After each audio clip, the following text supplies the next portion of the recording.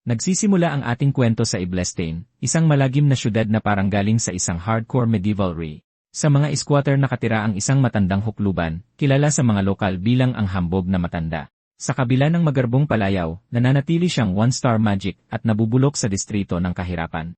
Sabi ng lalaki, isa raw siyang maalamat na archmage, pero madalas ay parang karen lang na sinisigawan ang mga batang naglalaro malapit sa kanyang barong-barong. Pinapanood ang delusyonal na matandang ito ay isang bata na may puting-puting buhok at mga matang pula. Plot twist, ang batang ito ay natututo pala ng mahika mula sa masungit. Pero magpakatotoo tayo. Walang malalim na dahilan para maging apprentice niya ang bata. Gusto lang ng matanda ng isang tagahanga para bigyang kasiyahan ang kanyang malaking ego. Ang bata naman, nandun lang para sa pakinabang. Lumipas ang mga panahon at hindi tumigil ang pagsisikap ng bata. Isang araw, pinanood ng master ang kanyang disipulo na nababalot sa isang kumikinang na asul na aura. Ang baguhang may puting buhok ay nag-focus, nagpakawala ng malakas na alon ng mana. Nalaglag ang panga ng matanda, na master na ba ng batang ito ang daloy ng mana. Habang kumikinang ang mga mata na parang pulang taillights, ipinakita ng bida ang kanyang pambihirang talento. Inilahad niya ang kamay at nagpakita ng nakakasilaw na asul na liwanag, hinuhubog ang purong enerhiya sa isang tulis-tulis na espada. Hush! Ang mana blade ay tumama sa isang pader na gawa sa kahoy, sapul na sapul. Bumagsak ang bata, habol ang hininga habang nakatitig ang kanyang master. Nagulat ang matanda, tumutulo ang malamig na pawis sa kanyang mukha. Kahit na ginagawa ang maruming trabaho ng matanda, nanatiling determinado ang ating bida. Minamadali niya ang pag-angat sa ranggo, naabot ang one-star mage status sa loob lang ng isang taon. Pero pinigilan siya ng matanda, nanginginis na sinabing ang mga maharlika ay umaabot ng 3 stars bago pa man magbinata o magdalaga. Sabi niya, ang isang karaniwang tao tulad ng bata ay hanggang 2 stars lang at susuko na. Patuloy siyang ginagaslight ng master, sinasabing ang lahi ang lahat at walang kwenta ang pagsisikap ng bata. Nagsimulang magtaka ang bida kung bitter lang ba ang matanda sa sarili niyang mga kabiguan. Nang gabing iyon, mabigat ang pakiramdam habang matagal na nakaupo ang bata sa tabi ng apoy kasama ang kanyang master. Kinabukasan, isang malakas na ulan ang bumuhos sa syudad. Umuwi ang bata at nadatnan ang isang bangungot, ang kanyang master ay walang buhay sa sahig. Ang katawan ay bugbog sarado. Hindi ito aksidente. Ito ay pambubugbog. Noong una, akala niya ay nakipag-away ang matanda sa hindi niya kaya. Pero kalaunan, lumabas ang katotohanan. Ang kanyang master ay pinagtulungan ng mga gwardiya ng syudad. Durog ang puso, inilibing siya ng binata sa isang mababaw na hukay na may tandang krus na kahoy. Lumalabas na nahuli ang master na nagnanakaw ng isang 2-star magic tome mula sa archives. Bakit isusugal ang lahat para sa isang libro? Nalilito ang bata. Bigla, din, isang asul na holographic screen ang lumitaw. Ang taong nangangaral tungkol sa panginibabaw ng lahi ay namatay habang ginagawa ang isang bagay na hindi sukat akalain para tulungan ang kanyang estudyante. Nagping ang system. Mga pangunahing kaalaman natutunan na. Pagpili ng klase naka-unlock na. 4 na taon makalipas, malaking revelasyon. Ang ating bida ay hindi man lang mula sa dimensyong ito. Sa paglipas ng panahon, nakipagtulungan siya kay Katya Flamheart. Siya ay isang bumagsak na maharlika, isang 3-star mage, at nangunguna sa hit list ng mga mersenaryo. Tumanggap siya ng corporate gig at nagsimulang maging mentor ng bata sa tabi. Sumipsip ng kaalaman ng ating bida mula kay Katya, isang lehitimong 3-star caster. Isang araw, nagpapalipas sila ng oras sa isang tavern na tinatawag na Beldurnes Tears. Nagbahagi siya ng ilang kaalaman. Natural lang ang ambisyon, Derek, at may talento ka. Pero binalaan niya siya na ang pagiging masyadong sakim ay magpapabagal lang sa kanyang proseso ng pag-level up. Tumango ang bidang may puting buhok, naalala ang kanyang unang master, at nangakong isa sa isip ito. Pagkatapos ay sinabi ng mage sa kanyang estudyante na ipikit ang mga mata at tumutok sa mono frequency. Tinuruan niya siyang hanapin ang pinagmumulan ng enerhiya at isakatuparan ang kanyang imahinasyon. Sinunod ng bata ang kanyang utos at sumabog na may makapal na asul na aura. Napagtanto ni Katya na walang hangganan ang kanyang mana pool at ang kanyang kontrol ay parang sa isang siruhano. Bigla, ang mga mata ng bata ay naging isang misteryosong lilang kislap habang tumataas ang enerhiya. Natigilan si Katya sa purong lakas na inilabas. Nagcha-channel siya. Boom! Isang malakas na pagsabog ang yumanig sa kalsada sa labas. Nagpanik ang buong tavern. Nagtataka kung ano ang nangyari, napatalo ng bata, nakatitig sa sariling mga kamay, lubos na nalilito. Hinawakan ni Katya ng mahigpit ang kanyang braso para matauhan siya. Sininyasan niya siyang manahimik at sumunod lang sa kanya. Sa labas, dagsaan ang mga gwardiya sa lugar ng pagsabog. Kinalagkad ng mage ang kanyang estudyante sa isang madilim na eskinita para iwasan ang patrol ng syudad. Tumakbo ang binata sa likod niya, walang kaalam-alam sa kabuluhan. Bigla, huminto siya at sinabihan ang bata na makinig ng mabuti dahil ito ay usapang buhay o kamatayan. Tumango ang bata at naghintay sa impormasyon.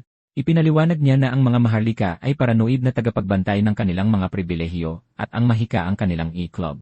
Idinagdag niya na ang likas na kapangyarihan ay itinuturing na karapatan ng mga maharlika at ang ilang karaniwang tao na nagiging ganito kalakas ay naglalagay ng target sa kanilang mga likod. Inihayag niya na kakagamit lang niya ng isang Tier 2. Na-unlock niya ang Star Illusion Spell, Auditory Hallucination. Boom! Ganoon lang, sa edad na 14 na, naabot niya ang 2-star mage status, at nagping ang system para kumpirmahin ang bagong skill. Patuloy siyang tinuruan ni Katya tungkol sa mga high-tier spell at sa madidilim na sining ng mataas na lipunan. Pero pagkatapos ng isang taon ng walang tigil na pagsisikap, kinailangan niyang umalis. Iniwan niya sa ere ang ating bida. Lumalabas na ang pamilyang Elvistor. Si Count Elvistor ay kinuha siya bilang isang pribadong tutor. Hindi mo tatanggihan ang ganoong alok.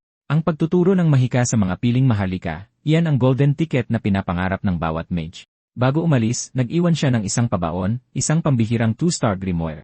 Hinawakan ng ating NC ang libro na parang iyon ang kanyang buhay, pagkatapos ay nagsimula na ang solo niyang pagsisikap. Isang taon makalipas, natutunan niya ang 2 pang 2-star spell ng mag-isa. Nagliliyab sa ambisyon ang mga mata, pinatunayan ng bata na hindi siya titigil sa pag-unlad. Pagsapit ng 16 na, ang kanyang uhaw sa kapangyarihan ay talagang hindi mapapawi. Lipat tayo sa lokal na tavern. Isang lalaki ang pumara sa kanya, tinatanong kung anong uri ng trabaho ang hinahanap niya. Pagkatapos ay ibinagsak niya ang bomba. Ito ay isang komisyon mula sa pamilya ng Grand Duke na si Duplain. Natigilan talaga ang ating bida. Tama ba ang narinig niya? Bakit naman ang isang nangungunang pamilyang maharlika ay maghahanap sa mga pinakamababang uri ng mersenaryo tulad nila? Hindi ito nagtutugma. Pero walang pakialam ang recruiter. Sabi niya, tingnan mo. Ginagastos ng mga Duplain ang ginto na parang tubig lang. Kapag nakakuha tayo ng koneksyon sa kanila, diretsong daan na to sa tabumpay. Hindi na nagpaligoy-ligoy ang NC natin. Ano ba talaga ang trabaho? Ang sagot, puksain lang ang ilang halimaw sa labas ng Grand Duchy. Simple. Masyadong simple. Halatang may mali. Nakaamoy ng patibong ang ating bida, kaya't mariin siyang tumanggi. Nagpanik ang lalaki, sumisigaw na maghintay siya.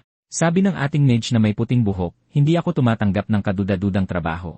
Maghanap kayo ng ibang maluloko. Pero nagmakaawa ang guildmaster, kailangan namin ng batang mage. Kakaunti na lang kayong tulad niyo ngayon. Pero, bakit kailangan ng caster para sa mga mahihinang kalaban lang? Naiinis sa pamimilit, tatalikod na sana ang lalaking may puting buhok para umalis. Desperado na sila. Inihampas ng recruiter ang isang gintong barya sa mesa. Bayad agad. Ang kislap na iyon ang nagpabago sa lahat. Bigla siyang nakinig.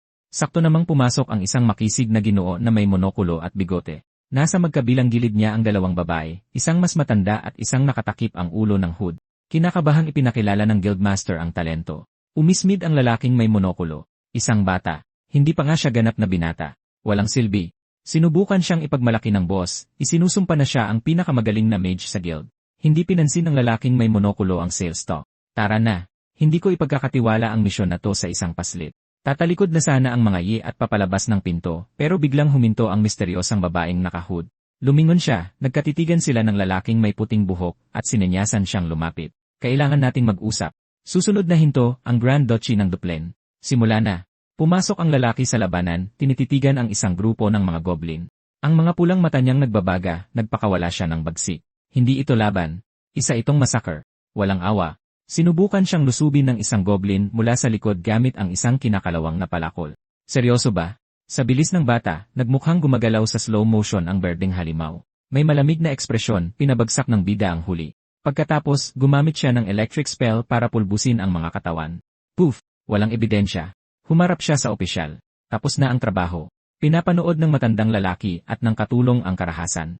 Walang singhap, walang gulat, kakaibang kalmado. Bumulong ang babaeng nakahood, ang bilis. Nilinis mo sila sa loob lang ng ilang segundo. Balik sa tavern. Nakasalubong ng ating bida ang isang kasamahan sa guild, ang babaeng blonde. Sinugod niya ito at inakusahan na tuta ng mga maharlika.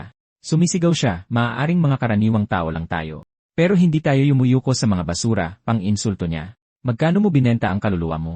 Tahimik na itinaas ng guildmaster ang isang daliri. Sumabog sa galit ang babae. Isang pilak na barya. Niloloko mo ba ako? Ngumisi ang boss sa kanya. Maling pera, Irob. Isang gintong barya. Halos malaglag ang panga niya. Agad siyang lumuhod at nagmakaawa, hayaan niyo rin akong maging tuta. Kinagabihan, nagbago ang himig. Malalim ang iniisip ng ating mersenaryo. Ang babaeng blonde ay bagsak sa kalasingan sa likuran. Lumapit ang boss. So, kumusta talaga ang trabaho? Madaling trabaho. Mga goblin lang. Nagkibit balikat ang lalaking may puting buhok, tapos ay naningkit ang kanyang mga mata. Pero yung tatlong kliyente, halatang halata ang pagsisinungaling nila. Kumurap ang guildmaster. Ano raw? Litong-lito siya. Ipinaliwanag niya. Yung opisyal. Wala siyang modo at masyadong matanda para sa isang baguhang posisyon. At yung katulong, malinis at malambot ang kanyang mga kamay. Hindi iyon mga kamay ng taong nagkukuskos ng sahig. Ibubunyag na sana niya ang tungkol sa nakahood na apprentice, pero bigla siyang pinigilan ng boss at tinawag ang pangalan niya. Tumingala ang bata na seryosong-seryoso ang mukha. Bumigat ang paligid. Makinig ka, sabi ng boss. Mga mersenaryo tayo. Ginagawa natin ang trabaho. Kinukuha natin ang ginto. Huwag mag-isip, kaduda-duda. Pero tumango lang ang bata. Naintindihan. Tinanggap na lang niya ang malupit na katotohanan. Ibinigay ng boss ang huling aral. Dito sa labas, ang kaligtasan ang tanging mahalagang bagay. Lahat ng iba, basura. Kinabukasan, bumalik sila sa Grand Duchy ng Dupain para tapusin ang lahat. Nagbigay ng hudyat ang bata na malinis na ang lugar. Walang mga goblin na gagala-gala doon sa loob ng mahabang panahon. Nang matapos na ang misyon, hiningi ni Jaden sa matanda ang bayad. Doon inilagay ng kliyente ang 2 makintab na gintong barya sa kanyang palad. Madaling pera. Halos maglaway na ang mercenary boss sa pera. Ipinakita niya ang 2 gintong barya sa bata, nakangisi na parang tanga. Habang pinapanood ito, tumikhim ang sopistikadong lalaki na may monocle. Ahem. Nang makuha na niya ang atensyon nila, dumiretso na siya sa punto. Pinahahalagahan niya ng husto ang kakayahan ng bata, at may bago siyang trabaho para dito. Naging depensibo si Jaden. Hoy, anong kailangan mo sa baguhan ko? Pagkatapos ay ibinulgar ng lalaki ang balita. Ang Grand Duke mismo ang kliyente. At ang bayad, 15 gintong barya. Nalaglag ang panga ng lahat sa numero. Humarap ang lalaking may monocle sa bata. Kaya, sasama ka ba? Walang pag-aalinlangan. Agad na tumango ang batang maputi ang buhok. Sarado na ang usapan. Sumakay sila sa karwahe at dumiretso sa sentro ng kapangyarihan. Ilang sandali lang, huminto sila sa Dupain Estate, isang malaking mansyon na puno ng karangyaan. Maging si Jaden ay nagulat sa laki ng lugar. Bago sila pumasok, inayos ng matandang lalaki ang kanyang tindig. Oras na para sa tunay na pagpapakilala. Ang pangalan ko ay Dylan, sabi niya, malumanay ang boses. Nagsisilbi ako bilang punong mayordomo ng estate na ito. Nagsimulang pagpawisan si Jaden, na pagtantong hindi niya ito kalebel. Pagkatapos ay humakbang ang matandang babae, at ako si Katerina, ang punong tagapangasiwa. Sinubukan ni Jaden na maging propesyonal kahit natataranta. Tama, si Jaden, pinuno ng mga mersenaryong Beldron. Naisip lang ng bata, akma lang. Mataas na ranggong tauhan para sa mataas na ranggong mga maharlika. Bigla, gumalaw ang nakatakip na figura sa likuran. Kumurap si Jaden, nagtataka kung sino ang ikatlong kasama. Inabot ng misteryosong babae at hinila pabalik ang kanyang talukbong. Dahan-dahang pagbubunyad. Bumagsak ang kanyang mahabang itim na buhok habang hinahangin. Nagkatitigan ang bida at ang babae na may matatalim na asul na mga mata. Hindi siya kumurap. Ako si Isolin. Pagkatapos ay sinabi niya ang totoong hiling. Gusto kong kunin ang batang ito. Magiging tutor siya ng kapatid ko. Natigilan ang bata. Tama ba ang narinig niya? Samantala, sa loob ng mansyon ng Dupain may namumuong gulo. Bam! Bumukas ng malakas ang pinto ng opisina. Isang binatang nagngangalang Raid ang pumasok, sinisigawan ang kanyang ama na si Valerian. Pumasok siya nang walang paalam para kunin ang atensyon, binabaliwala ang kapatid niyang blonde na nakaupo sa malapit. Napabuntong hininga ang Grand Duke, sinasabihan si Raid na umakto ng may modo. Iyon ang nagpagalit sa kanya. Modo, ang nangangailangan ng modo ay si Dila, sigaw ni Raid, habang tinuturo ang isang katulong na humahagulgol sa sulok. Tingnan mo ang gulong ito. Sinaktan na naman siya ng halimaw na si Dila. Sinubukang mamagitan ng kapatid na blonde. Raid, manahimik ka. Nasa pulong tayo. Binaliwala siya ng tuluyan ni Raid. Nawalan tayo ng 1-0 katulong ngayong buwan. 1-0. Hinarap niya ang kanyang ama. Hanggang kailan mo hahayaang magwala ang baliw na yon? Tumayo ang kapatid na blonde. Sawa na sa kawalang galang, isinigaw niya ang pangalan ni Raid. Tigilan mo na ang paggawa ng eksena. Lumabas ka. Nanahimik si Raid sandali, malamig ang mga mata. CJ, walang kwenta si Dila. Nariyan si Isolin para siguruhin ang kinabukasan ng pamilya. Oras na para tanggalin ang pabigat. Kalmadong tinanggal ng Grand Duke ang kanyang salamin.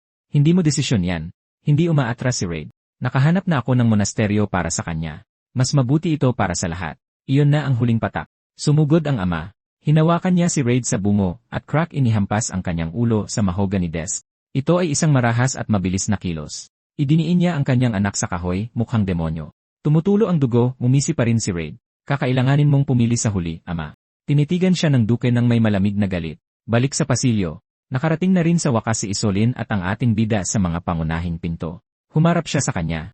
Narinig mo na ba ang kapatid kong si Dila? Binigyan niya ito ng isang kakaiba at misteryosong ngiti. Hindi naman siya gaanong sikat. Uminit ang malalaking pinto sa pagbukas at pumasok sila sa lungga ng leon. Mabigat ang atmosfera. Nandoon si Raid, gulpi ang mukha habang nakabantay ang kapatid niyang blonde. Tumingala ang lalaking blonde. Oh, Isolin. Kumusta ang biyahe? Ngumiti siya na parang walang problema. Comfortable. Salamat sa'yo. Kinakabahang sumulyap ang nakatatandang kapatid kay Raid. Nasaktan siya. Mamaya na tayo mag-usap. Gamit ang kanyang nagliliwanag na pulang mata, sinuri ng bida ang silid. Tahimik. Habang nag-iisip, idiniin ng lalaking blonde ang isang tela sa dumudugong ulo ni Raid. Agad na sinuri ng batang may puting buhok ang toxic na dinamika ng pamilya. Pagkatapos ay napansin niya ang katulong, na umiiyak pa rin sa sulok. Pinaningkitan niya ang kanyang mga mata habang sinusubukang buuin ang bangungot na kanyang pinasok. Hindi pinansin ng Grand Duke ang dugo at mumiti. Masaya akong ligtas ka, anak. Tumango si Islan. Ama, siya po yon, ang bagong magic tutor ni Diala. Isinuot muli ng patriarka ang kanyang salamin at tinitigan ng bata. Sumenyas ang babae na oras na para umalis dahil abala ang duke. Tatalikod na sana sila para umalis, ngunit bago sila makatakas, dumagundong ang boses ng Grand Duke na inuutusang huwag gumalaw ang bagong magic tutor. Lumingon pabalik ang bida, walang kaalam-alam kung bakit kailangan siya kausapin ng pribado ng mataas na maharlika. Sa loob ng opisina, bumigat ang tensyon habang nagtititigan ang Grand Duke at ang binata sa isang kalmadot malamig na paghaharap. Kaswal na iginuhit ng pinuno ng pamilyang Dupen ang isang pluma sa isang pergamino sa kanyang mesa. Binagsak niya ang katahimikan, pinupuna ang kabataan ng lalaki. 16 na taong gulang, hula niya.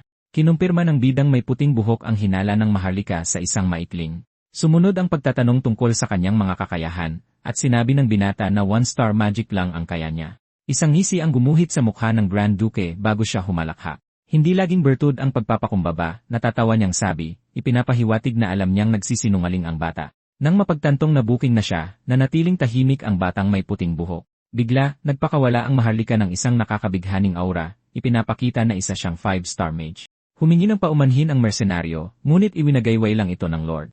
Naiintindihan niya, mapanganib na laro ang pagpapakitang gilas ng sobrang talento. Habang tinitingnan ang punit-punit na damit at edad ng bata, sinabi ng lalaki na halos hindi siya maipapasa bilang isang magic tutor. Inamin ng batang may puting buhok na isa talaga siyang mersenaryo. Nagkibit balikat ang maharlika, nagtitiwala sa kutob ng kanyang anak, at binigyan siya ng access sa annex. Sumenyas siya para paalisin ito, ngunit sumingit ang binata. May huli siyang tanong. Sumenyas ang Grand Duke na magsalita siya. Nilinaw ng binata na ang kanyang kontrata bilang mersenaryo ay para lang siguraduhing matutunan ni Lady Diala ang mahika. Ipinaliwanag niya na ang layunin ay maipasok ang babae sa mataas na lipunan. Tinaasan ng kilay ng Duke, tinatanong kung bakit nagsasayang ng oras ang bata sa pagsasabi ng halata. Doon na itinigil ng binata ang pag-arte. Mayroon talaga siyang seryosong hiling. Naintriga sa kapangahasan ng bata, lumapit ang Grand Duke para pakinggan siya. Samantala, pagbabago ng eksena. Bagsak, isang plato ang marahas na nabasag sa sahig. Napatili sa gulat ang katulong, nanginginig sa purong takot.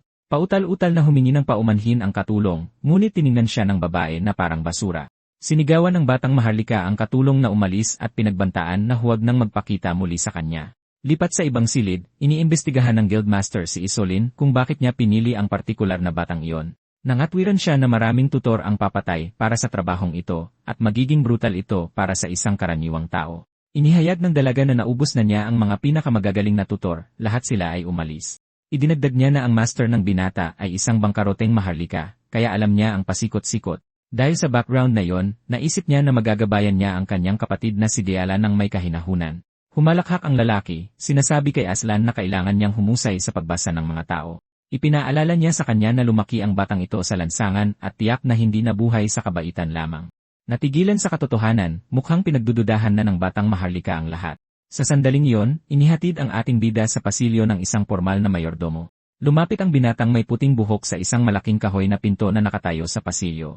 Tinaas niya ang kamay para kumatok sa mga panel ng kwarto. Kumatok siya ng 2 beses, huminto para maghintay ng sagot mula sa kabilang panig. Ganap na katahimikan. Nakatayo siya roon ng sandali. Nang mapagtantong walang mag-imbita, nagpa siya ang batang mersenaryo na pumasok na lang.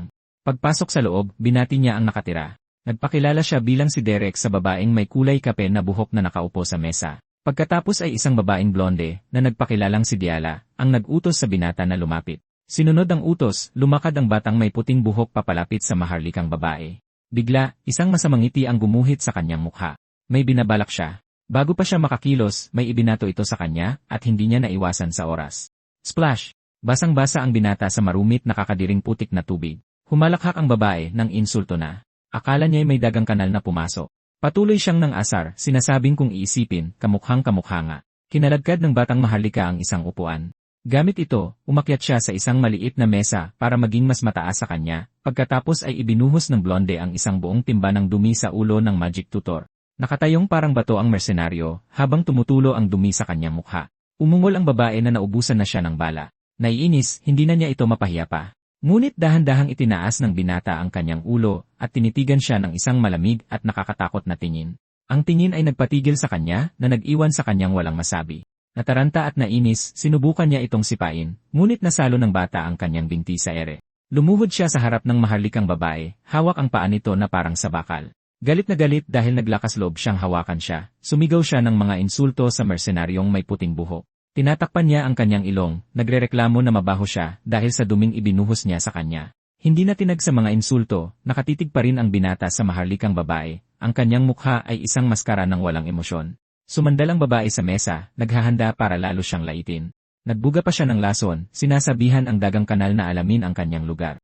At iyan ang nagbabalik sa atin sa naunang pag-uusap ng binata. Sa loob ng mataas na opisina, tahimik na nakatayo ang Grand Duke ng Duplain, ang kanyang tingin ay nakatuon sa labas ng bintana. Maaari nang hiwain sa kapal ang tensyon habang nakikinig ang matandang lalaki sa mersenaryo, ang kanyang mukha ay may malungkot na ekspresyon. Hindi ito pinaganda ng binatang may puting buhok. Komplikado ang isyu ni Diala. Tumingin siya sa mata ng Lord at gumawa ng matapang na kahilingan. Kumikinang ang kanyang mga matang ruby, hiniling niyang malaman kung gaano kalaki ang laya na ibibigay sa kanya ng Duke. Humarap ang Grand Duke at nagkatitigan sila ng binata, kinakalkula ang panganib ng walang takot na kahilingang ito. Balik sa kasalukuyan. Namumula ang mukha ng blondeng maharlikang babae, lubos na nabigla. Opisyal nang naubos ang pasensya.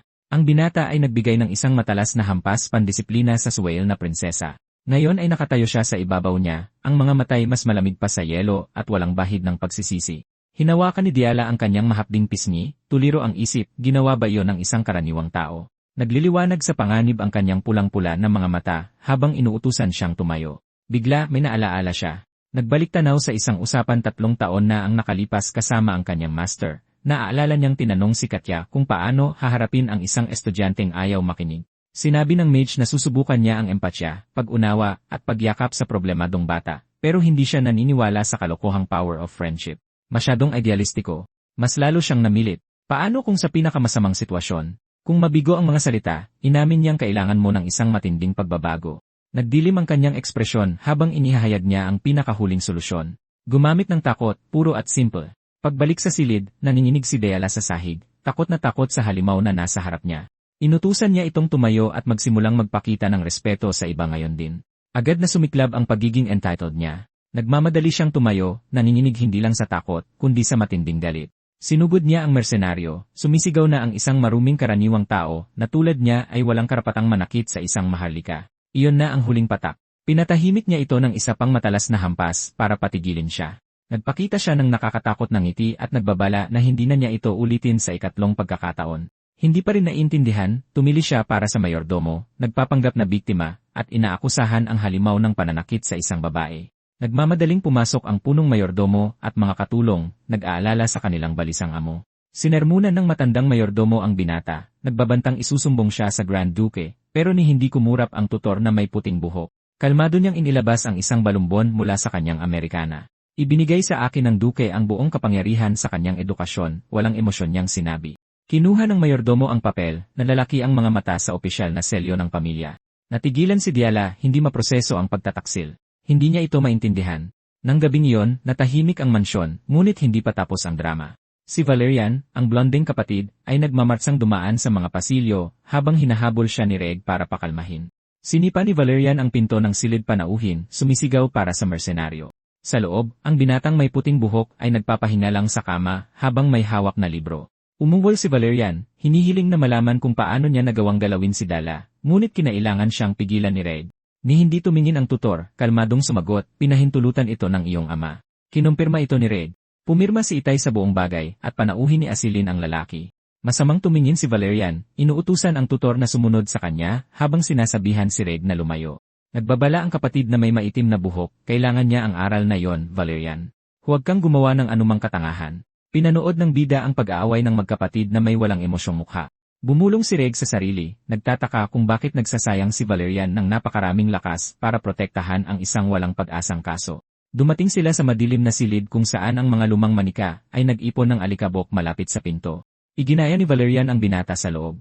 Iyon ang lumang silid tulugan ni Diala sa pangunahing bahay, tila tumigil sa oras at hindi nagalaw sa loob ng maraming taon. Napadako ang mga mata ng mersenaryo sa isang hindi pa tapos na canvas. Lumambot ang boses ni Valerian. Mahilig siyang magpinta dati, at napakasaya niyang ipinagmamalaki ang kanyang sining, ngunit wala siyang natapos. Palaging mayroong blankong espasyo na naiiwan. Humingi ng paumanhin si Valerian para sa kanyang pagsiklab kanina. Iwinagayway ito ng tutor, tinatanong ang tunay na tanong.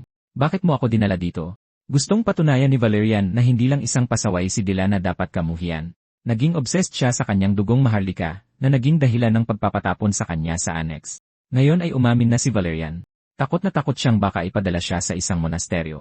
Hawak ang isang salansan ng mga libro, nagmakaawa ang kapatid sa mersenaryo na iligtas ang kanyang kapatid na babae. Pakiusap, iligtas mo si Diala. Ngunit napansin ng tutor ang isang kakaibang bagay sa mga librong hawak ni Valerian. Sandali lang. Itinuro niya ang mga nakasulat na tala sa mga gilid. Hindi pa siya sumusuko sa mahika. Tinanong niya kung ang mga ito ay mga teksto mula sa paaralan ng mga regulasyon. Tumango si Valerian. Nagsimulang umikot ang mga engranahe sa isip ng mersenaryo. Isang plano ang nabubuo. Sumulyap siya pabalik sa landscape painting sa easel. Kinuha niya ang isa sa mga libro ng teorya ng mahika, nagbago ang kanyang ekspresyon. Sa wakas, alam na niya kung ano ang eksaktong gagawin.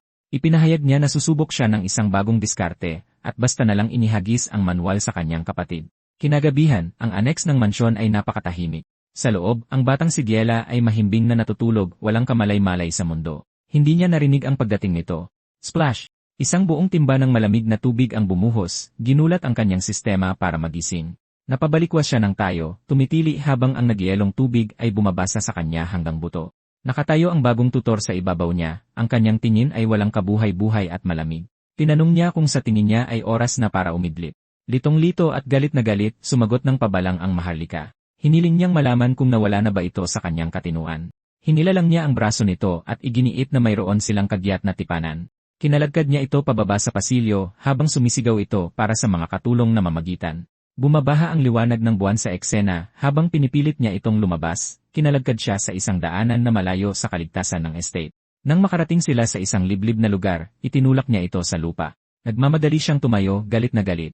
Sumigaw siya, tinatanong kung sino ang nagbigay sa kanya ng karapatang hawakan siya. Sinagot lang niya ito ng isang tanong, gusto mo bang makarinig ng isang nakakatuwang katotohanan? Natigilan siya, nalilito. Umisi siya, ibinagsak ang bomba. Wala siya rito para turuan siya ng mahika. Gulat, nauutal siya, halos hindi maproseso ang kanyang mga salita. Anong sabi mo? Lumapit siya, bumubulong na ang pagiging tutor ay isang takip lamang, isang perpektong dahilan para alisin ang mga spoiled na maharlika tulad niya. Umalinggaw ang metal habang binubunot niya ang kanyang talim. Alam mo ba, sabi niya ang mga sigaw ng maharlika ang paborito kong klase ng musika. Sa takot, tinanong niya kung sa tingin niya ay makakatakas siya sa pagpatay. Madali siyang umisi. Akala ng lahat ay ipapadala ka sa isang monasteryo. Walang maghahanap sayo. Dagdag pa niya, sa pinakamasamang sitwasyon, babayaran niya ito ng kanyang buhay, at mura lang ang buhay ng isang karaniwang tao. Nanunukso siya na ang pagpatay sa kanya ay maaaring isang malaking pabor sa kanyang pamilya. Nagsimula na siyang mataranta. Napagtanto niya na kung mahuli siya nito, 100% siyang patay. Mabilis na tumakbo ang blonde papasok sa hanay ng mga puno. Ang tanging paraan niya ay ang mawala siya sa makapal na kagubatan. Ang pagtakbo sa bukas na lugar ay pagpapakamatay. Alam niya ang gubat na ito tulad ng likod ng kanyang palad at plano niyang bumalik sa mansyon, ngunit natisod siya at bumagsak. Biglang tumindi ang kanyang takot. Madali siyang masaktan. Bigla, may liwanag na sumiklab sa likuran niya. Isang malaking bolang apoy ang umugong na nagbigay liwanag sa madilim na gabi na parang pangalawang araw. Itinapon ng mersenaryong may puting buhok ang spell diretsyo sa gubat. Mabilis siyang lumingon, dilat ang mga mata. Ito ay purong fire magic. Nakatayo roon ang tutor, kinokontrol ang apoy ng may nakakatakot na focus. Ngumisi siya ng nakakaloko, simulan na ang laro. Humaginit sa hangin ang nagliliyab na projectile patungo sa kanya. Napuno ng apoy ang kanyang paningin, ang mga apoy ay sumasalamin sa kanyang mga matang puno ng takot habang papalapit ang kamatayan. Sumigaw siya nang tumama ang shockwave na nagpatalsik sa kanya paatras na parang manika. Boom! Isang pagsabog ang sumira sa lupa sa likuran niya, sinusunog ang lahat sa paligid. Nakahandusay sa lupa, hirap huminga, hindi niya maintindihan ang kapangyarihan. Ngumisi siya. Oops! Sinadya kong sablayan yon. Sa ilalim ng kabilugan ng buwan, nagsimula na ang pangangaso. Nagmamadali siyang tumayo at tumakbo para sa kanyang buhay sa gitna ng mga baluktot na anino. Ang kanyang mukha ay isang maskara ng purong takot na may halong matinding pagnanais na mabuhay, ngunit nawalan siya ng pokus sa isang iglap at sumabit ang kanyang paa sa isang buhol-buhol na ugat ng puno. Malakas siyang bumagsak sa lupa, masyadong pagod para salagin ang kanyang pagbagsak. Tumatakbo na lang siya sa natitirang lakas. Natigilan siya, pinapanood ang isang guhit ng asul na enerhiya na lumitaw at humaginit sa hangin. Walang tigil ang Magic Tutor, inaasinta na ang susunod niyang tira ng walang pag-aalinlangan. Hush! Mabilis na dumaan ang mahiwagang pana sa tabi mismo ng kanyang tenga habang nakahiga siyang paralisado. Napansin ang halos pagtama, sumigaw ang mersenaryo na pinupuri ang kanyang liksi. Mahirap paniwalaan na nakakulong ka lang sa isang annex buong buhay mo. Habol ang hininga, tinitigan niya ito pabalik, lubos na naguguluhan sa pabago-bago niyang ugali. Pinilit niyang tumayo at sumuong pabalik sa mga halaman. Pinanood niya itong umalis, isang bahagyang ngiti ang gumuhit sa kanyang mga labi. Ang tutor na may puting buhok ay may kabuuang kontrol. Samantala, gulong-gulo na siya, iniisip kung matatapos pa ba ang bangungot na ito. Bigla siyang huminto. May naisip siyang ideya. Pabalik sa landas, nagcast ng spell ang lalaki sa isang maputik na sanaw. Ginamit niya ang tubig para subaybayan ang kanyang mga galaw sa madilim na gubat na parang radar. Kinumpirma niya ito. Ito ang gubat mula sa kanyang mga likhang sining. Hindi lang siya nagpipinta ng mga puno. Nararamdaman niya ang enerhiya ng kalikasan at ibinubuhos ito sa canvas. Ang kanyang pulang mga mata ay kumikinang ng may kababalaghan sa dilim. Nalaman na niya ang kanyang sikreto. Pagod na sa pagtakbo, sumabog ang babae. Umikot siya at ibinato ang isang bato diretsyo sa kanyang ulo, ngunit ang propesyonal na may puting buhok. Walang pag-aalinlangan, binunot niya ang kanyang talim. Makinis, kalkulado, isang malinis na hiwa, at hinati niya ang malaking bato sa dalawa na parang mantikilya. Nakatayo roon ang maharlikang babae, paralisado at dilat ang mga mata sa napakahusay na kakayahan ng tutor. Tumango lang siya, pinupuri ang kanyang lakas ng loob na lumaban. Inaamin niya na hindi madaling desisyon ang pabagsakin siya, ngunit ang babae ay ubos na ang lakas, nananakit ang mga binti at baga, wala nang natitirang enerhiya. Kasing lamig ng yelo, napansin ng batang amo na naubusan na siya ng lakas para tumakbo. Itinutok niya ang kanyang espada sa maharlikang babae. May huling habilin ka ba? Tanong niya, ngunit mumisi lang ito, tinititigan ang kamatayan na parang wala siyang pakialam sa banta nito. Tinitigan niya ito, tumatangging magmakaawa o makto na parang isang karaniwang magsasaka sa kanyang mga huling sandali. Lubos na pagsuway, itinagilid ng mersenaryo ang kanyang ulo, tinatanong kung bakit siya kumakapit ng husto sa kanyang marangyang lahi. Natahimik ang blonde, nakayuko ang ulo. Pagkatapos ay inilabas niya ang katotohanan. Kung aalisin nila ang kanyang titulo, wala siyang kwenta. Isang hungkag na sisidlan. Sumabog siya, sumisigaw tungkol sa mahika, sa kanyang mga kabiguan, sa buong gulo. Habang tumutulo ang luha, sumigaw siya na wala itong ideya kung gaano siya nagsikap at nabigo. Nakatayo lang doon ang tutor na may puting buhok, walang emosyon, habang pinapanood ang pagkasira ng maharlika. Nagkagulo siya, inilista ang bawat pagkabigo, nabigo sa mahika, nabigo sa pagpipinta, nabigo sa paghinga, halos lahat. Ano pa ang natitira sa akin bukod sa aking lahi? Sumigaw siya, napaluhod. Kung wala ang katayuan, pakiramdam niya ay isa siyang ganap na wala. Pinanood ng tutor ang kanyang paglalabas ng sama ng loob, pinoproseso ang drama, pagkatapos ay nagpatawag siya ng isang tulis-tulis na talim ng purong asul na enerhiya. Sinimulan na ang ikalawang yugto. Malabo ang paningin dahil sa luha, ipinikit ng maharlikang babae ang kanyang mga mata, handa na para sa katapusan. Itinaas ng mersenaryo ang talim ng enerhiya. Narinig kita ng malinaw at malakas, sabi niya. Namumula ang mukha sa takot, ibinulong niya ang kanyang pamamaalam habang naghahanda sa pagtama. Humampas ang batang may puting buhok. Hush! Mahigpit niyang ipinikit ang kanyang mga mata, nanigas ang katawan para sa nakamamatay na tira. Naghintay siya ng naghintay, walang kamalay-malay sa katotohanan. Bigla, sumabog ang talim ng mersenaryo at naging malalaking piraso ng yelo. Isa itong pagsabog ng hamog na nagyelo. Napadilat ang mga mata ng babae nang makita ang mga tulis-tulis na kristal na sumusulpot sa paligid niya. Hindi niya ito tinamaan. Gumawa siya ng isang kuta. Isang harang na yelo ang pumapalibot sa kanya, ganap na ligtas.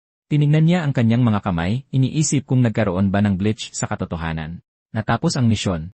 Pinawala ng puting buhok na master ang energy sword. Pasensya na sa magaspang na paraan. Humingi siya ng paumanhin. Pinuri niya ang kanyang pagsisikap. Ang maharlikang babae ay natigilan, sinusubukang iproseso ng utak niya kung ano ang nangyari. Ipinaliwanag ng tutor na hindi iyon basta-basta. Iyon ay isang pagpapakita ng mana. Nakaligtas siya dahil may kapangyarihan siya. Bumigay ang kanyang emosyon. Nagsimula siyang humagulgol, nanginginig ang katawan sa hindi mapigilang pag-iyak, lumalabas ang lahat ng taon ng nakatagong kabiguan. Dumistansya ang mersenaryo, hinahayaan siyang ilabas ang lahat ng sama ng loob. Sa itaas, tinatanglawan ng kabilugan ng buwan ang resulta ng malupit na araling ito sa hating gabi. Inihayag niya ang katotohanan na kabilang siya sa isang lahi ng wild magic. Tumingin ang dalaga sa kanya na parabang nagsasalita siya ng ibang lengguwahe. Habang ginagamot ang kanyang binti, ipinaliwanag niya na ang pagsasanay sa mahika ay hindi para sa lahat. Ang pagsubok na matutunan ang karaniwang teorya para sa kanya ay parang sinusubukang ipagkasya ang isang katawan sa damit na 3 sukat na mas maliit. Hindi talaga magkakasya. Itinanong ng batang Maharlika ang pinakamahalagang tanong. Paano niya nalaman ang kanyang pambihirang lahi? Sinabi ng binatang may puting buhok na dahil iyon sa painting. May nakita siyang kakaiba sa mga hagod ng pinsel. Naging seryoso. Ipinaliwanag niya na hindi lang siya basta nagpipinta. Nararamdaman niya ang enerhiya ng kalikasan at direktang inililipat ito sa canvas. Iyan ang tanda ng kanyang uri, nararamdaman ang natural na mana mula pagkabata. Kaya pala palagi niyang nararamdaman na hindi siya kabilang. Nagulat ang dalagang blonde. Ang kanyang pagiging walang silbi ay isa palang nakatagong napakalakas na talento na sa wakas ay nakilala. Tapos na ang pagbenda. Idineklara ng binata na tapos na ang trabaho. Makakalakad na siya nang hindi umika-ika ngayon, ngunit nagbabala ang master na ito ay panimula pa lang. Ang totoong hirap ay magsisimula sa bukang liwayway. Habang tumatalikod siya para umalis sa kadiliman, tinawag ng dalagang may asul na mata ang kanyang pangalan. Namumula ngunit taimtim, pinasalamatan niya siya sa pagligtas sa kanya sa higit sa isang paraan. Iba na ang tingin niya sa kanya ngayon. Walang emosyong tinanggap ng bida ang pasasalamat. Walang drama. Magkasama, naglakad sila pabalik sa mansyon. Sa ilalim ng mga bituin, sa wakas ay binasag niya ang katahimikan. Iyong painting ng paglubog ng araw, isang tunay na obra maestra. Kinabukasan, bumuhos ang sikat ng araw sa marangyang silid-tulugan na gumising sa buong mansyon. Nagising ang batang si Giela na may matapang na pakiramdam. Umupo siya, desididong subukan ang kanyang bagong stats. Inilahad niya ang isang kamay, pinupokus ang matinding asul na enerhiya sa pagitan ng kanyang mga daliri. Nagniningning sa kumpiyansa ang kanyang mga mata, sinubukan niyang palabasin ang kapangyarihan ng natural tulad ng turo ng kanyang sensei. Ngunit agad na nawala ang mahika, naging isang maliit na buga ng usok. Balik sa simula. Habang nanggagalaiti ang munting prinsesa sa kanyang bigong resulta, isang katulong ang naglalakad sa pasilyo na may balde ng tubig sa mga ginintuang koridor ng mansyon. Bigla na lang, bumukas ang pinto ng walang babala, halos mapatalsik ang nagagambalang katulong. Natumba siya ng malakas, nabitawan ng balde, at pinanood sa slow motion habang binabasa ng maruming tubig ang mamahaling karpet. Ngunit may mas malala pa. Tumalsik ang putik sa malinis na damit ng batang Maharlika na nagpatigil sa kanya. Agad siyang pinasok ng kaba. Ang takot na empleyado ay nagsimulang humingi ng tawad, na parang nakasalalay dito ang kanyang buhay, inaasahan ang pinakamasama. Ngunit tinitigan lang siya ng dalagang blonde na may mga matang malamig pa sa yelo, walang ipinapakitang emosyon o ang inaasahang galit. Lumuhod ang katulong na nagmamakaawa, takot na muli siyang abusuhin tulad ng dati. Ngunit sa di inaasahan, mahinahon lang siyang sinabihan ng dalaga na mag-ingat sa kanyang dinadaanan at nagpatuloy sa paglakad na parang walang nangyari. Naiwan ang katulong na nakaupo doon sa sobrang gulat, sinusubukang intindihin kung bakit hindi siya sinampal o sinigawan ng spoiled na bata. Habang papalapit ang ibang mga kawani, nagkumpol-kumpol sila, nagbubulungan, at sinusubukang alamin kung ano ang sumanib sa kanilang batang amo para baguhin ang masamang ugali nito. Lipat sa ibang kwarto kung saan ang puting buhok na tutor ay mahimbing na natutulog, nilalasap ang kanyang isang araw na pahinga. Ngunit bigla na lang, may kumakatok sa pinto na parang pulis na gumigising sa kanya. Umungol siya dahil sa ingay habang kinakaladkad ang sarili palabas ng kama at kinukusot ang mga mata, iniisip kung sino ang baliw na manggugulo sa kanyang kapayapaan. Binuksan niya ang pinto at nakita ang pasaway na blonde at ang mayordomo na nakatayo doon, humihingi ng magic lessons ngayon din. Ang ginoong nakamonokle ay halos mabaliw, gulat na ang batang ito ay nagawang palabasin ang kanyang mana ng mag-isa. May apoy sa kanyang mga mata, inutusan ng estudyante ang mersenaryo na simulan agad ang pagsasanay sa kanya dahil desperado siyang mag-level up. Ngunit literal na isinara ng tutor ang pinto sa kanilang mga mukha, sinasabing bumalik sila sa hapon dahil matutulog siyang muli. Nagsimulang umiyak ang mayordomo, luha ng kagalakan dahil sa wakas ay sineseryoso na ng kanyang amo ang buhay nito. Ngunit hindi pumayag ang dalaga. Nagsimula siyang kalampagin muli ang kahoy, sumisigaw na buksan niya ito ngayon din.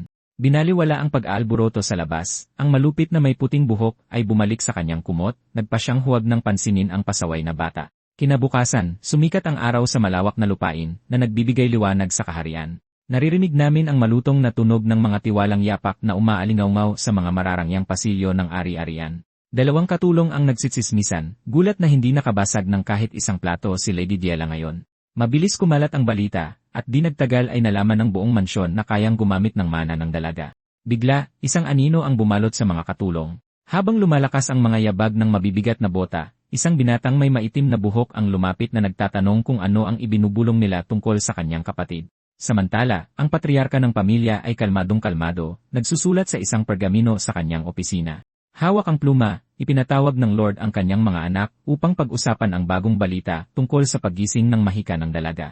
Tinawag itong mahusay na pag-unlad ng Grand Duke, na mukhang ipinagmamalaki talaga, ngunit sinira ng kapatid na may berdeng mata ang kasiyahan, sinasabing masyadong maaga para magdiwang para sa isang bagay na napakasimple. Pabalang na sumagot, sinigawan ng kapatid na blonde si Ray dahil sa hindi nito magawang bigyan ng isang tunay na papuri ang sarili niyang kapatid. Sa gitna ng kaguluhang ito, pinapanood ng ama ang pagtatalo ng kanyang mga anak na may matalas at mapanuring tingin. Sa likod ng kanyang salamin, hindi pa niya nalilimutan na ang dalaga ay isang malaking sakuna noon at hindi pa niya kinakansela ang kanyang one-way ticket papuntang monasteryo. Bumalik sa trabaho ang pinuno ng pamilya, tahimik na tinitimbang ang kapalaran ng kanyang problemang anak. Lumipas ang oras at ang sikat ng araw sa katanghalian ay tumatama sa kaharian. Pabalik sa kanyang silid, ang mahalikang babae ay nakaupo na nakatalikod, nagpapakita ng matinding pagtatampo. Pumasok ang puting buhok na mersenaryo na nagtatanong kung may ipinagtatampo siya. Agad na pabalang na sumagot ang dalagang blonde na hindi siya nagtatampo. Siya ay galit na galit sa sitwasyon. Napakamot sa ulo ang lalaki habang sinasabi sa kanya na ang pag-arte na parang spoiled na prinsesa ay walang maayos. Sumigaw siyang muli, tinatanggi ang mga paratang ng pag-aalburoto, at iginiit na siya ay puno ng purong-purong galit. Hindi na tinag, sinabi ng tutor na ang pag-aalburoto ay pag-aalburoto, at ang mahika ay nangangailangan ng disiplina, hindi drama. Ngunit tumili sa pagkabigo ang dalagang blonde, nililinaw na hindi siya nagwawala. Pinapaalam lang niya na galit siya sa kanya. Tinitigan siya ng mersenaryo ng walang emosyon, pinapanatili ang kanyang kalamigan habang ang babae ay nawawala sa sarili. Nagkibit balikat siya, sinabing ituturing pa rin niya itong pag-aalburoto, na nag-iwan sa munting maharlika na ganap na natigilan sa kanyang kapangahasan. Pagdating sa usapan, hinawakan ng gurong may pulang mata ang upuan, handa nang magbahagi ng kaalaman. Naging seryoso siya, ipinapaliwanag na ang pag-ubos ng sobrang mana ng sabay-sabay ay tiyak na magdudulot ng sakit. Bawat kalamnan sa katawan ng mage ay sumisigaw na pagod na pagod. Nagbigay siya ng ilang payo, sinasabing ang pagpapahinga ay kasing halaga ng mismong pagsasanay, ngunit tinitignan siya ng dalaga na parabang nagsasalita siya ng ibang lengguwahe. Nababagot na siya. Nang makitang tulala siya, tinanong ng guro kung gusto niyang subukan ang mas mabilis na paraan ng pag-aaral. Bigla siyang nag-flashback. Mga alaala ng panahong gumamit siya ng nag-aalab na apoy at talim para tuluyang takutin ang bata. Gusto niyang gawing malinaw na malinaw kung sino ang alpha sa silid. Sa pag-alala sa sandaling iyon na parang bangungot, nagsimulang pagpawisan ng malamig ang batang maharlika, habang may malamig na kilabot na gumapang sa kanyang likuran. Ang kanyang ugali ay biglang nagbago ng 180 degrees. Sumumpa siyang hindi niya kailangan ng anumang matinding paraan, at ayos lang sa kanya na manatili sa karaniwang pagsasanay. Naiwasan ang krisis. Ipinaliwanag ng master na kapag na-master na niya ang monoflow, ang pagcast ng one-star spell ay magiging napakadali na lang. Sinabi niya ang tungkol sa Wild School. Vibes lang, walang mahigpit na patakaran, puro kalayaan lang, na perpekto para sa isang self-taught na caster. Sinabi ng lalaki na ang magulong estilo na ito ay perpektong tumutugma sa kanyang personalidad, at natigilan ang blonde na babae, na intriga sa hindi inaasahang papuri. Dinagdagan pa ng tutor, ipinaliwanag na ang kanyang mapaghimagsik na diwa ay may matinding koneksyon sa partikular na uri ng mahika. Dagdag pa, ang kanyang mataas na antas ng bloodline ay isang malaking bentahe. Natahimik ang babae na parang nag-buffer ang utak habang pinoproseso ang mabubuting salitang literal na ngayon lang niya narinig. Namumula ang pisngi, nagsimula siyang mag-isip kung para ba talaga siya sa buhay wizard, na baka mayroon siyang tunay na talento. Sakto naman, pinalakas ng lalaki ang kanyang loob, kinukumpirma na ang pagpapalabas ng ice wall sa unang subok ay patunay na may potensyal siya. Nalalaki ang mga mata, tinanong niya ang malaking tanong. Isa ba siyang tunay na henyo? Ngunit agad niyang pinakumbaba ito, nagbabala na may malaking agwat sa pagitan ng pagkakaroon ng likas na talento at pagiging isang tunay na prodigy. Nagpatuloy ang usapan sa bukas na bintana, ngunit lumipat ang kamera sa labas kung saan nagtatago sa dilim ang kapatid niyang maitim ang buhok. Nakikinig siya sa bawat salita. Umungol ang batang maitim ang buhok, halatang asar sa kanyang naririnig. Napagtanto niyang lumalakas na talaga ang kanyang kapatid, at halatang kinaiinisan niya ang pag-unlad nito. Lipat sa susunod na araw, tirik ang araw sa malawak na lupain, habang nagpapatuloy ang brutal na training montage sa paligid.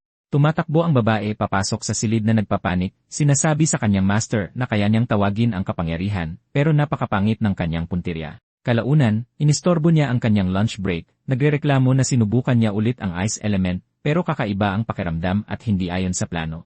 Lipat sa ibang araw, at sinusundan pa rin ng batang maharlika ang kanyang tutor sa mga pasilyo. Halos sumisigaw na siya na nararamdaman niya ang daloy ng enerhiya, pero parang may mali at depektibo ito. Dumating ang golden hour. Sa wakas, natunto ng blonde na babae ang mersenaryo, nagpapalamig sa tabi ng puno, at hinihingi na malaman kung bakit siya nagpapabaya mag-isa. Naka-full Karen mode.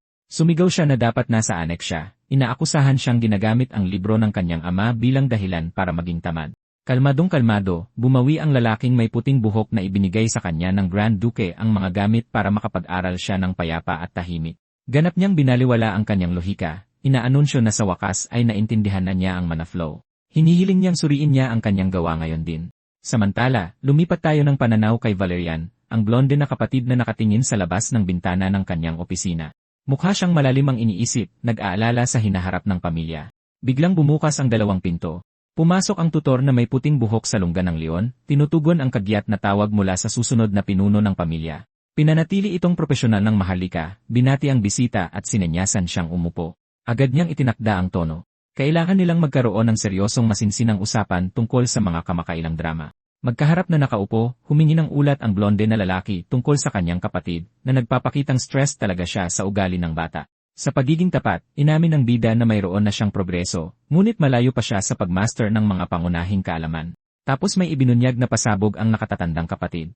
Malapit nang bumalik ang kanilang ina mula sa kanyang biyahe. Nagbabala siya na ang buong kapaligiran ng mansyon ay malapit nang magbago ng husto. Ipinaliwanag niya na napakahirap pakisamahan ang matriarch at kinainisan ng mga elitista sa mataas na lipunan na makita ang isang karaniwang tao na may kapangyarihan sa kanilang bahay. Sa matalim na tingin, tinandaan ng mersenaryo ang impormasyong iyon at tinanong kung may iba pang pasabog na sasabihin ang blonde na lalaki. Natahimik sandali ang susunod na patriarch, naghahanap ng tamang paraan para sabihin ang mga bagay. Para tapusin ito, tumayo siya ng tuwid, idineklara na ang kanyang pangunahing misyon bilang tagapagmana ay protektahan ang bawat miyembro ng pamilya at laging maging totoo sa kanila.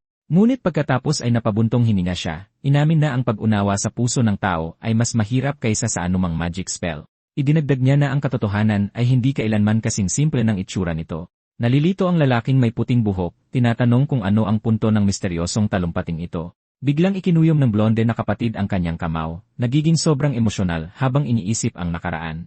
Inihayag niya ang malagim na katotohanan ng may lubos na kawalan ng pag-asa.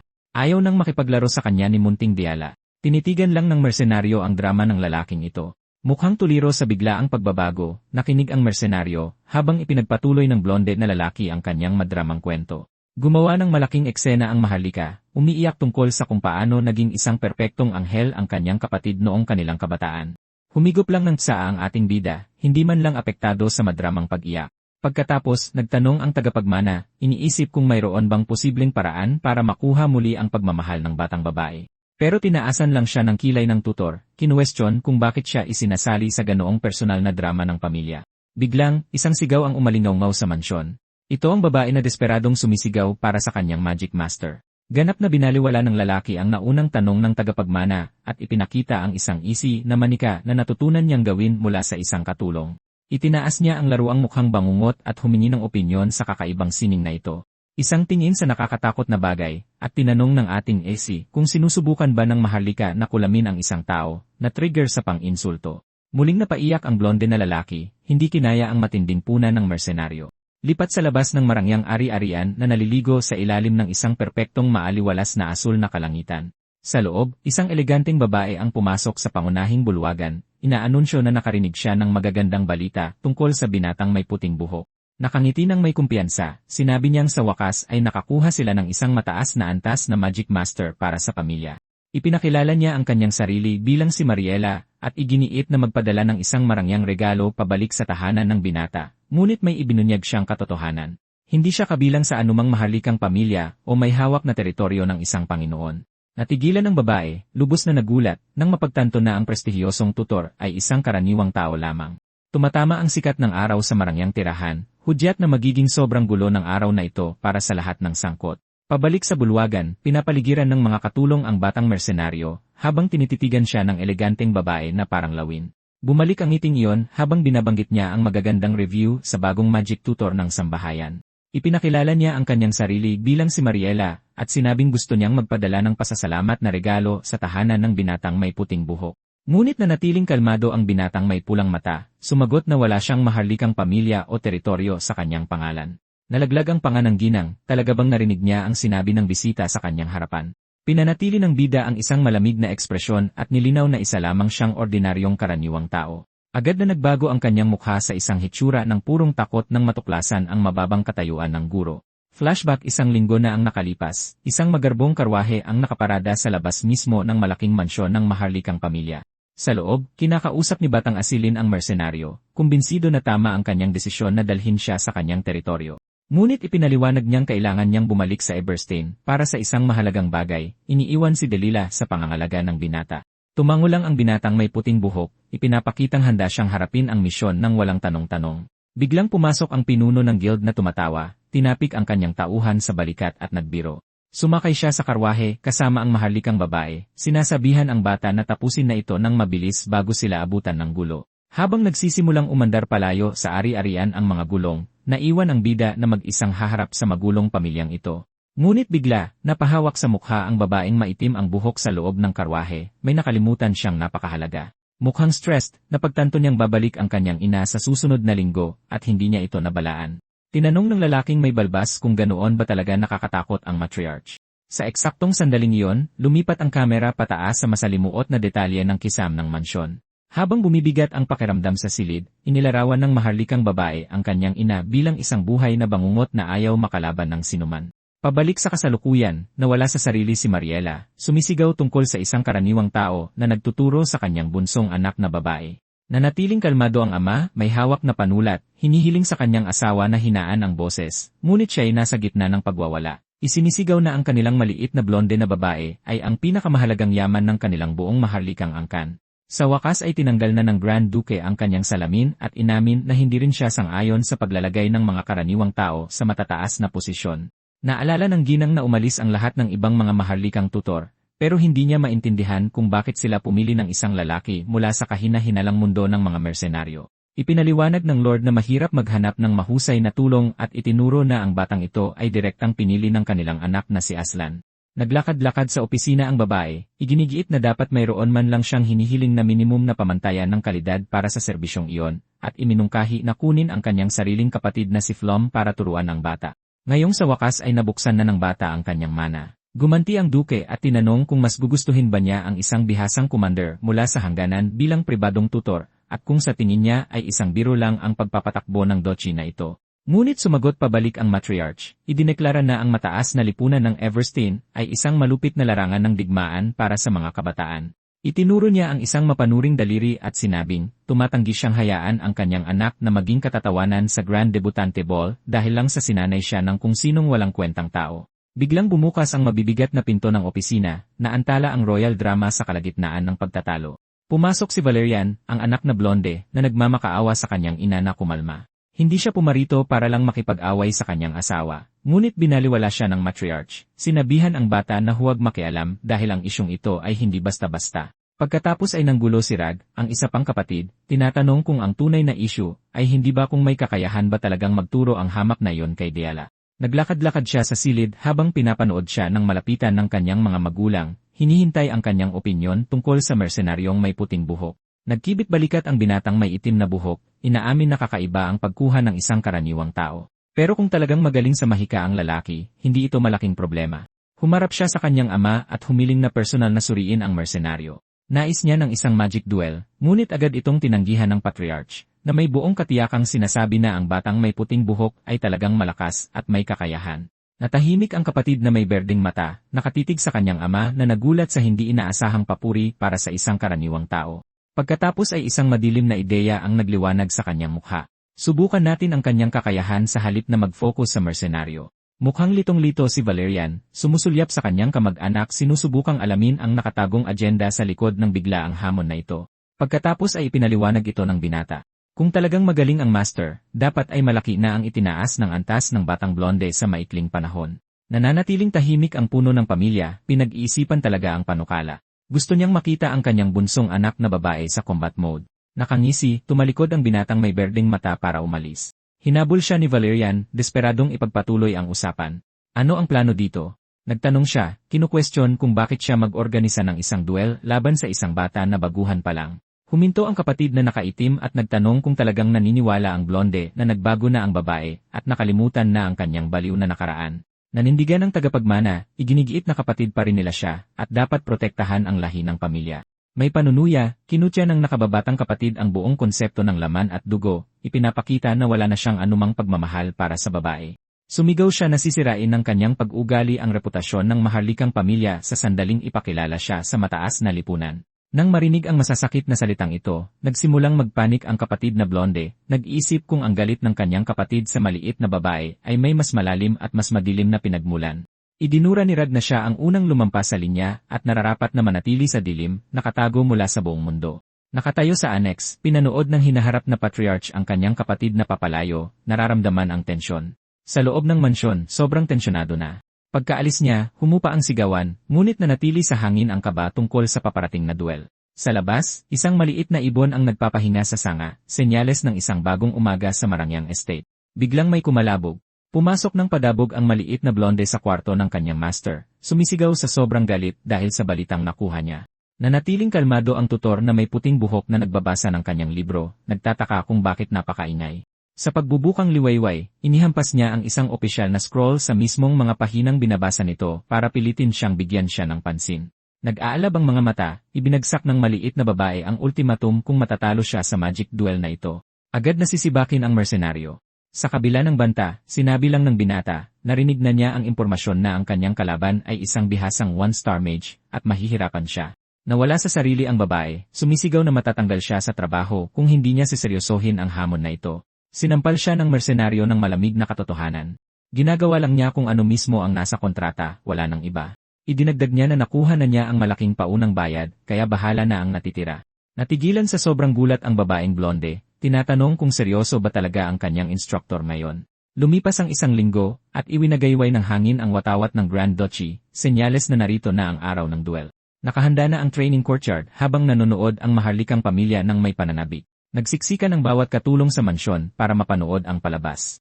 Pumasok ang patriarch ng pamilya na parang hari, kasunod ang kanyang asawa, na mukhang ayaw na nandoon. Nagbigay ng perpektong pagyuko ang magandang lalaking may puting buhok, inaanunsyo na dumating na ang big boss. Nanatili siyang kalmado, hindi man lang natinag sa bigat ng presyon mula sa lahat ng mga mataas na uri ng maharlika. Pinagmasdan ng ama ang bata, sinusubukang alamin kung saan niya kinukuha ang lakas ng loob na maging sobrang kumpiyansa. Mula sa kanyang trono, nagpasya ang Lord na ang isang lalaking may ganitong klaseng angas ay karapat-dapat panatilihin. Dumagundong ang mabibigat na bota sa lupa habang pumapasok ang kalaban sa arena, ang mga mata ay sumisigaw ng pagpatay. Hinayaan ng kapatid na may maitim na buhok na iwagayway ng hangin ang kanyang kapa, mukhang napakalamig. Nilinaw niya na hindi ito isang friendly na laban. Nandito siya para tuluyang wasakin ang kanyang kapatid. Lumapit ang lalaki, nanunumpa na pagsisisihan ng maliit na babae na ipinanganak pa siya. Pumasok ang batang maharlika sa kill zone, at ang tensyon sa pagitan ng magkapatid ay halos mahahawakan na sa kapal. Itinaas ang kanyang pulang hood, nag-focus siya, mukhang handa para sa laban ng kanyang buhay. Flashback sa paghahanda, gulat siya, tinatanong kung ang kanyang master ay nandito lang talaga para sa sweldo. Ipinaliwanag niya. Sa wakas ay naging stable na ang kanyang monocore, ibig sabihin ay malapit na siyang magpakawala ng malakas na kapangyarihan. Ipinaalala sa kanya ng instructor na mayroon siyang dugong bughaw, na labis na ikinagulat ng babae. Idiniin niya na ang Wild School ay tungkol sa pagsisikap sa sarili, hindi sa pagiging alalay sa bawat hakbang. Sumigaw siya sa pagkadismaya, hinihingi na malaman kung bakit siya nagsasabi ng lahat ng kalokohang ito ngayon. Nakatayo lang doon ang batang mersenaryo, nakikinig sa kanyang paglalabas ng sama ng loob na may mukhang walang bahid ng stress. Habang nakatingin sa kanyang mga paa, inamin ng blonde na alam niyang naging basura siyang estudyante, pero nanunumpa siyang seryoso na siya ngayon.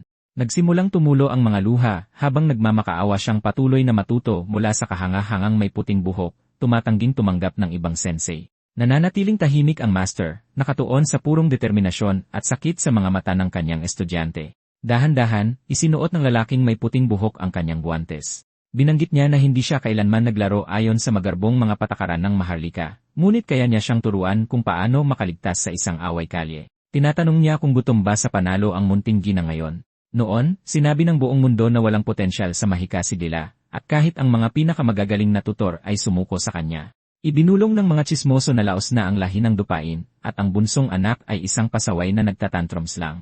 Pinagtawanan siya ng mga tao, sinasabing hindi siya dapat umiral, ngunit ngayon ay tumitingala siya na may apoy sa kanyang kaluluwa, humihingi ng lakas para manalo.